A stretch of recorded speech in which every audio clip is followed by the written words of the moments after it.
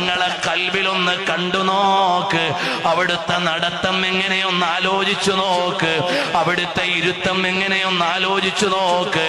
ആയിഷ ഉമ്മ റളിയല്ലാഹു അൻഹ പറയാണ്, അവിടുത്തെ ഓരോ ചുവടും കന്നഹു യഖ്ലഉ റിജ്ല വയളഉഹാ, അവിടുന്ന് ഓരോ ചുവടും നല്ല ചടുലമായ വെപ്പുകളാണ്. അവിടുത്തെ കൈവെള്ള എങ്ങനെയൊന്ന് നോക്ക്. അതാ പ്രകാശം പൊഴിക്കുന്ന കൈവെള്ളയാണ്. അവിടുത്തെ കൺകോണുകളൊന്ന് ആലോചിച്ചു നോക്ക്. നല്ല സൗന്ദര്യമുള്ള ഇമകളാണ്, സൗന്ദര്യമുള്ള നേത്രങ്ങളാണ്.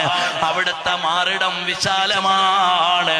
അവിടുത്തെ ശരീരം മുഴുവനും രോമാവൃതമല്ല. എന്നാൽ അവിടുത്തെ മാറിടത്തിൽ നിന്ന് പൊക്കിൾ വരെ ചെറിയൊരു രോമത്തിന്റെ വരിയുണ്ട്. അവിടുന്ന് അധികം നീണ്ടവരല്ല, അധികം കുറിയവരല്ല.